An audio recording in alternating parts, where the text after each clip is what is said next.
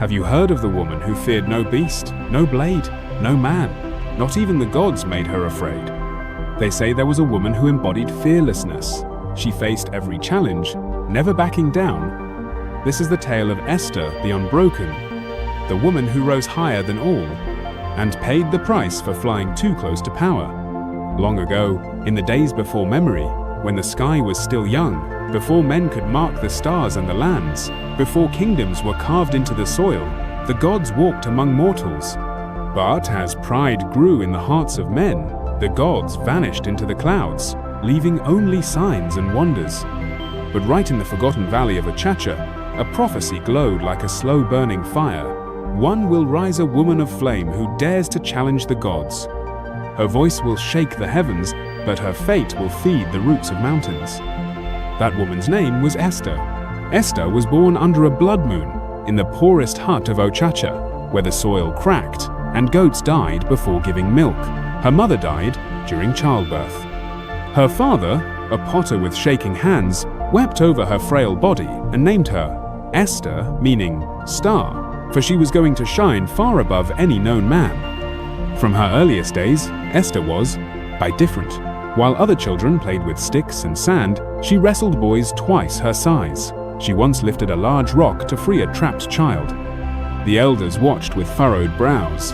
This one, they whispered, is touched by spirits. At 16, Esther was taller than any man in Ochacha, her arms corded with muscle, her gaze sharper than a hawk's. One time the warriors returned from the battlefield, their armor battered and bruised, their bodies bearing the scars of a brutal clash with the hill tribes. Their movements were slow and deliberate, their bodies weary from the exertion of war. The hill tribes had put up a fierce resistance. Esther walked into the war tent and challenged the war chief himself. She beat him in just 3 moves. That day she was named the Unbroken.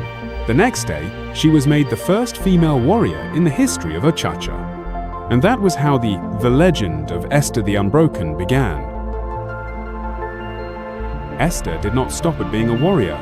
She led raids, negotiated peace, and trained young fighters. Songs were sung of her victories. Children painted her image on cave walls. She had no equal. But the more she conquered, the more her pride grew. She began to dare other warriors of other clans and tribes, and on one occasion, she threatened to travel to the Peak of Whisperers. One night, the high priest of Ochacha came to her with trembling hands. "You are treading close to the clouds, Esther. Remember the old laws. No mortal must climb the Peak of Whisperers. That is where the gods rest. Disturb them, and fire shall fall." She laughed. "Let the fire fall, old man. I do not fear gods who hide in mountains." The people cheered her boldness while some wept in silence.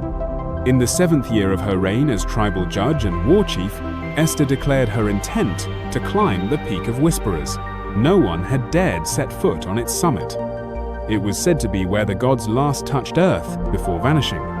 Despite the warnings, she gathered supplies, kissed the ground once, and began the climb. For 7 days, she climbed through storms, hunger, and shadows that moved without wind. On the 8th, she reached the summit. There, in the cold silence, stood a black stone altar with a flame that never burned out. Esther stepped forward and shouted, "Come down, O gods!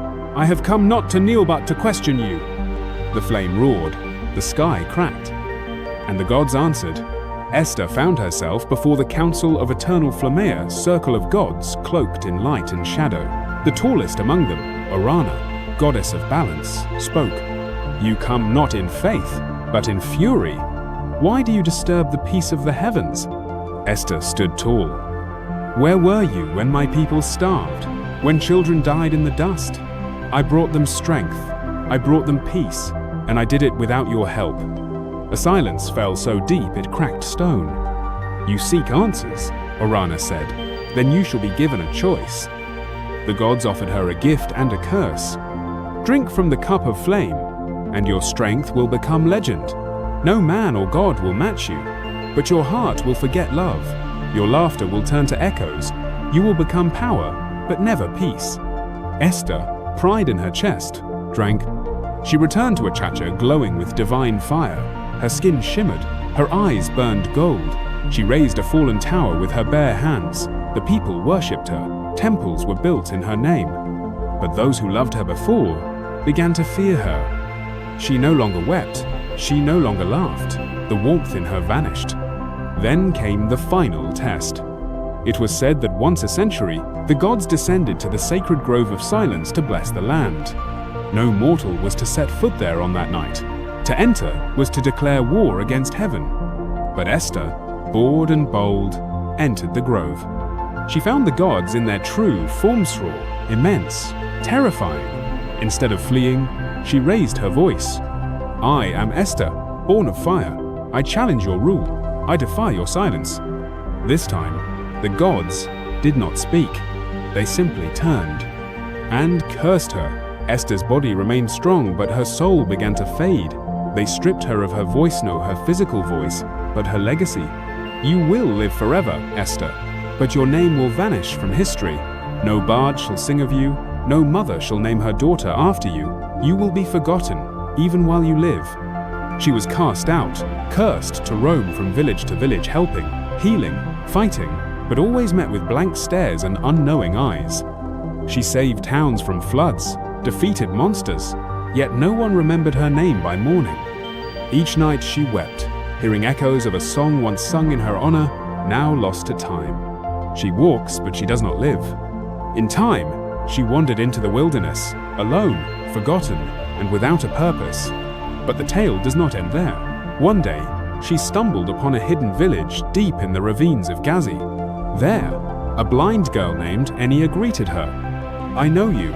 I saw you in a dream. You are the woman the wind fears. You are the thunder before the rain. Esther gasped. Someone remembered. Anya begged her to teach her strength not of body, but of will. For the first time, Esther passed on her wisdom with patience, meekness, and compassion. That night, something strange happened. The winds carried a song again. The gods watched in silence. A cuckoo, the whirlwind, said, "She is learning humility." Okay, you, the silent flame. She is building, not boasting. Capac Pando nodded. Perhaps not all flames must be extinguished. They returned to her. Your punishment is over. You may choose now to keep your immortality in silence or die remembered. She smiled. Let me burn brightly again, like the star that I am, even if just for a moment more. I'd rather die and be remembered forever. In the stillness of the night, Esther's life force gently faded. Her journey on this earth came to an end. Many years later, a stranger came to her chacha, a storyteller. He spoke of a woman who once wrestled gods and stole fire from the sky. A child asked, what became of her? The stranger smiled sadly. They say she still wanders. Her footsteps leave steam. Her eyes hold storms. But she cannot speak, for to challenge the gods is to give up the right to be heard. The story the stranger told became the voice that returned her name, Esther the Unbroken, to the world, and her memory became forever etched in the hearts of all who heard of her wonders, leaving behind a legacy of love, laughter, and cherished moments. Songs bloomed in the mouths of children, carvings of her filled the temple walls, and Anya, the blind girl, became the first shield of Gazi. On the night of the twin eclipse, a fire was seen on the peak of Whisperers. It burned for 7 days. When the villagers climbed to see, they found the black altar shattered, and on the stone was a new carving. Power is not strength. Faith is not weakness. The gods do not forget, but they do forgive those who remember who they are. No one knows who carved it, but some say they saw her silhouette in the distance, walking not as a god, nor a warrior, but as a woman, finally at peace. Strength is not measured by what you conquer, but by how you use what you have. Esther challenged the gods not with hate, but with pride. And though pride burned her legacy, humility restored her name. Arrogance may light your path, but only humility can guide you home. So remember, when you stand at the height of your power, bow not in fear, but in wisdom. For the gods do not fear strength. They fear those who forget where it comes from, those who forget their source,